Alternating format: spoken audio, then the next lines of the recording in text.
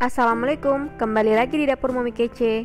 Kali ini saya mau buat resep dasar roti menggunakan metode sponge and dough atau yang biasanya disebut menggunakan adonan biang. Dengan menggunakan metode ini, rasa roti yang dihasilkan lebih terfermentasi seperti yang biasa kita beli di toko roti dan serat halusnya bertahan hingga 2 dengan 3 hari. Nah, mau tahu gimana cara buatnya? Tonton terus videonya sampai selesai dan jangan lupa untuk like, komen, share, subscribe, dan loncengnya agar tidak ketinggalan video terbaru dari kami. Langkah pertama yaitu membuat adonan sponge atau adonan biang. Masukkan tepung protein tinggi ke dalam wadah, gula pasir, dan ragi instan. Aduk rata bahan kering, kemudian buat lubang di tengahnya. Lalu tuang air hangat di dalam lubang yang kita buat tadi. Aduk menggunakan sendok hingga semua bahan tercampur rata. Kemudian tutup wadah, bisa pakai kain lembab atau plastik. Istirahatkan selama minimal 1 jam hingga 3 jam. Setelah 1 jam, adonan biang sudah terfermentasi dengan baik seperti ini.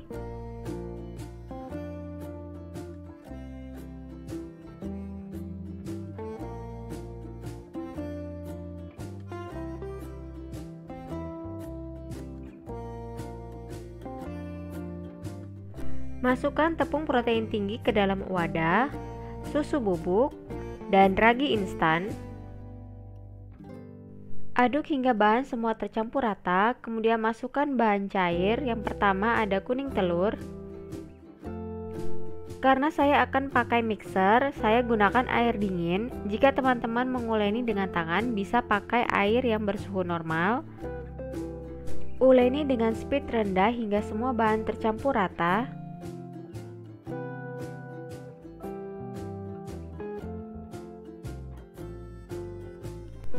Masukkan bahan biang, kemudian uleni kembali hingga setengah kalis.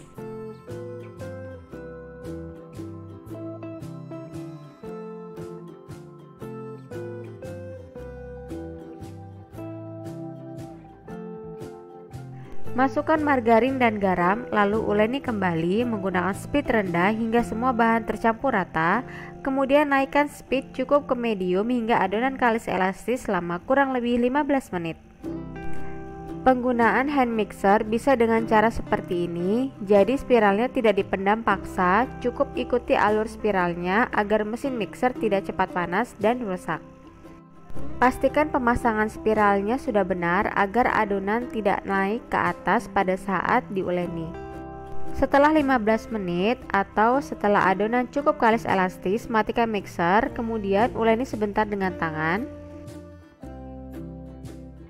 Istirahatkan selama 5 menit cukup untuk melemaskan adonan. Kemudian olesi permukaan silikon mat dengan margarin atau minyak sayur.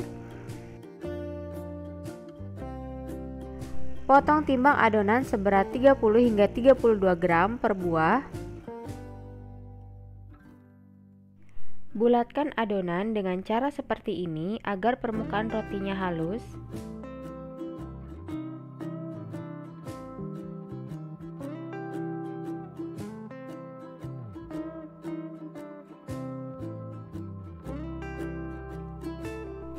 Istirahatkan kembali selama 10 menit. Siapkan loyang. Di sini saya menggunakan loyang roti sisir yang sudah diolesi margarin. Pipihkan adonan menggunakan rolling pin sampai dengan setengahnya saja seperti ini. Balik adonan, lalu tarik ujungnya. Kemudian gulung seperti yang ada di video. Gulung hingga lebarnya sesuai dengan lebar loyang, tengahnya dibiarkan lebih tebal dibandingkan yang ujungnya.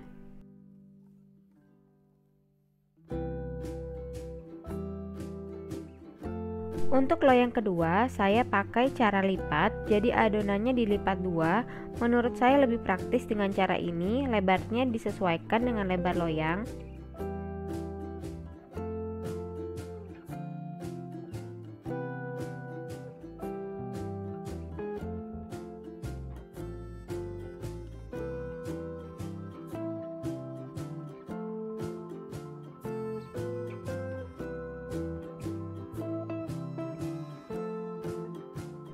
Untuk sisa adonan lainnya saya tempatkan di loyang yang lebih kecil.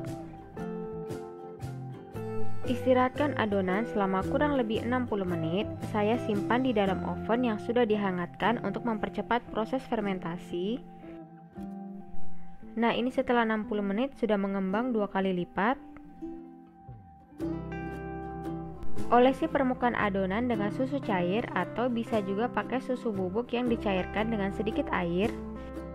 Panggang di oven yang sudah dipanaskan terlebih dahulu selama 10 menit dengan suhu 200 derajat menggunakan api atas bawah.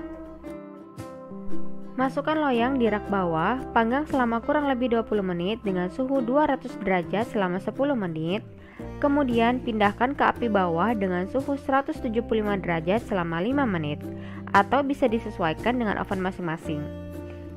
Untuk proses pemanggangan baiknya tidak ditinggal. Perhatikan jika warna permukaan atas roti sudah cukup gelap, lalu pindahkan pengaturan api ke api bawah saja. Oleskan margarin di atas permukaan roti yang masih panas. Diamkan hingga suhu ruang sebelum dikeluarkan dari loyang, karena roti yang panas belum memiliki tekstur yang kokoh saat dipegang. Setelah suhu roti sudah cukup dingin, keluarkan dari loyang.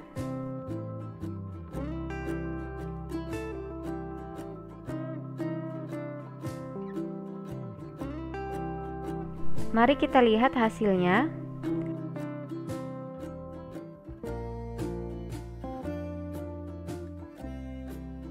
Teman-teman bisa lihat tekstur rotinya berserat.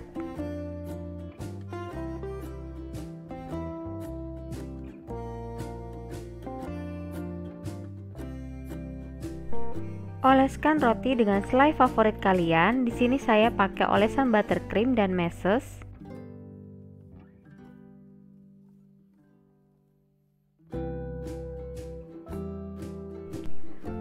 Rasa rotinya enak dan memiliki aroma fermentasi layaknya roti yang dijual di toko, dan ada aroma gurih dari kuning telurnya. Menurut saya ini seperti rasa roti jadul yang gak bosenin rasanya. Untuk menjaga kualitas roti, baiknya dikemas menggunakan plastik atau disimpan di dalam wadah tertutup. Rotinya bisa tahan hingga 2-3 hari ke depan dengan tekstur roti yang masih bagus. Sekian video dari saya. Thank you for watching and I will see you guys on my next video.